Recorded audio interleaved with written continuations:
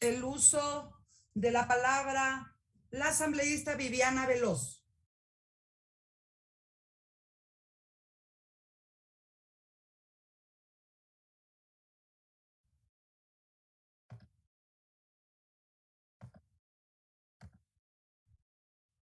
Muy buenas tardes.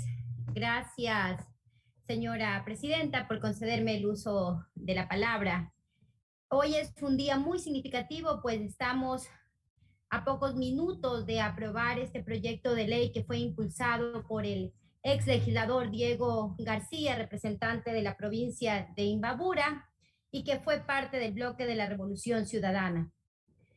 La pobreza y la exclusión son dos de los principales obstáculos para el acceso a una vivienda digna. Y tener acceso a una vivienda digna y adecuada es uno de los derechos reconocidos por la Declaración Universal de los Derechos Humanos. Y además es una de las necesidades básicas de todo ser humano y que contribuye además a otros aspectos económicos, sociales y culturales en el desarrollo de las personas. La causa del problema de acceso a una vivienda son principalmente la pobreza y la exclusión. La exclusión que debe ser entendida en un amplio sentido económico, social y humano. Y su principal característica puede ser la económica, pero que incluye además oportunidades y capacidades para labrarse un camino en una sociedad productiva con empleo, estudios, apoyo financiero y conocimiento. En el Ecuador existe un alto índice de personas y familias, compañeros legisladores, con déficit habitacional, el mismo que bordea el 33.6% en el caso del cualitativo y el 18.88% en el cuantitativo. Y los sectores con menos acceso a una vivienda son las familias de escasos recursos, los cuales, dado sus bajos ingresos, no podrían acceder a una vivienda propia y se ven obligados a habitar en lugares que no brindan las características necesarias para considerarse adecuadas y dignas, ya sea porque sus materiales y estructuras no brindan seguridad o porque no tienen acceso a servicios básicos. Eso quiere decir que 1.949.000 viviendas deben ser mejoradas o se deben construir para satisfacer las necesidades de vivienda del país. Dado el gran número de viviendas que se debe construir, muchos gobiernos en el Ecuador y otros países han puesto en práctica proyectos de vivienda masivos, muchos de los cuales se ubican en la periferia, sin acceso a servicios básicos, con limitadas vías de acceso y muy alejadas de los lugares de trabajo, centros educativos, hospitales, entre otros. Y la razón es simple. El suelo ubicado en la ruralidad es más barato, pero ese no puede ser de ninguna manera el parámetro a tomar en cuenta para implementar una política de vivienda. Al final, estos grandes proyectos habitacionales terminan siendo una carga para los GAS municipales que deben invertir grandes sumas de dinero para llevar las redes de servicios básicos a esos asentamientos. Y las familias que residen ahí deben gastar mucho más dinero en movilización y normalmente esas zonas terminan caracterizándose por tener elevados índices de inseguridad ciudadana debido al nulo control estatal. De ahí que es necesario un proyecto de ley moderno que garantice cualquier proyecto de vivienda de interés social a la plena integración urbana y que sus residentes tengan los mismos beneficios que el resto de la ciudad. No se puede seguir creando tugurios que lo único que logran es esconder la pobreza del país, agravando aún más la situación de quienes menos tienen.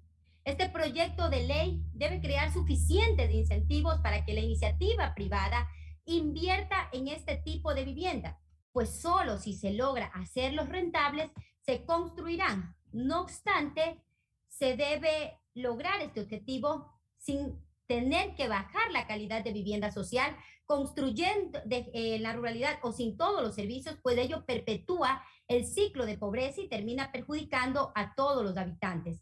Por ello, este proyecto de ley debe dejar en claro que en el área rural no se puede construir vivienda de interés social que no afecte la vocación agrícola de este suelo.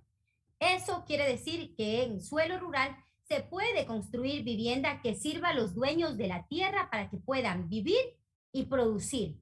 No se puede permitir que para cumplir propuestas de campaña se busque suelo rural barato para hacer grandes proyectos de vivienda que terminan poniendo en peligro la correcta poniendo en peligro este tipo de situaciones.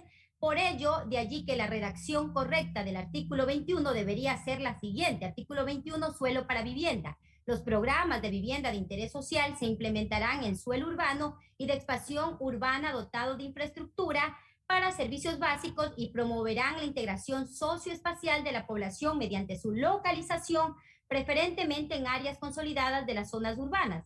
Y en los distritos metropolitanos y en los cantones en los que se observen o se prevean problemas para el acceso a la vivienda de la población, el plan de uso y gestión de suelo establecerá a las actuaciones privadas de la urbanización de suelo para que el uso residencial, el destino de la vivienda de interés social de no más del 10% de dichas actuaciones. Y de manera excepcional se podrá construir vivienda de interés social en suelo rural que no afecte la vocación del suelo y que no implique su consolidación. Y algo similar ocurre con el artículo 30, por lo que sugiero se eliminen el último inciso las palabras y rural. Y por otro lado, las reformas de la Ley Orgánica de Tierras Rurales y Territorios Ancestrales le otorga al gobierno central competencias que son exclusivas de los GAD municipales o distritales. Y en ese sentido, la disposición reformatoria primera le otorga al MIDUBI la competencia de regularizar vivienda en suelo rural, desconociendo que el uso y gestión de suelo es una atribución municipal y por tanto lo único que podrá hacer el MIDUBI es adjudicar el predio luego de que el GAD municipal lo hubiera regularizado de conformidad con el procedimiento establecido en el COTAC. Y las otras reformas a dicha norma terminan desnaturalizando la ley de tierras que está concebida para el suelo agrícola.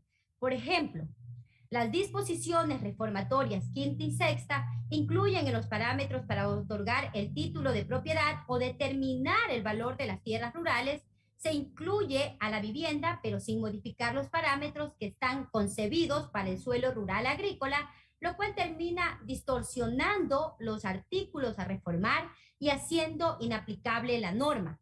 Es así, para determinar el valor de una vivienda rural, no se podría tomar en cuenta la productividad del suelo, por ello considero que no se debería modificar la Ley Orgánica de Tierras Rurales.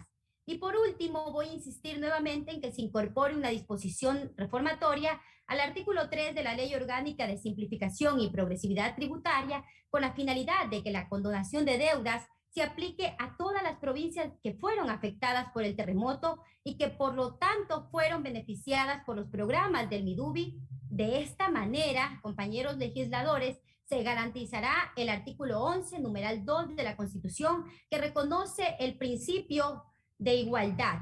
En la ley de simplificación se creó una situación de discriminación entre los afectados del terremoto que recibieron una vivienda social con la modalidad de copago en Manabí y Esmeraldas frente a los afectados de otras provincias que accedieron a una vivienda social bajo esa misma modalidad, por lo que la Asamblea tiene la obligación de enmendar esta injusticia y en esa situación se encuentran los perjudicados del terremoto que perdieron sus casas en varias provincias.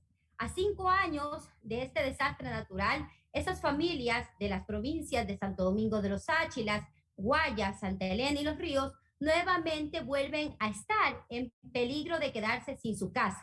La pandemia ha tenido un grave impacto en la economía de los más pobres y precisamente los beneficiarios del proyecto de reconstrucción han sido especialmente afectados.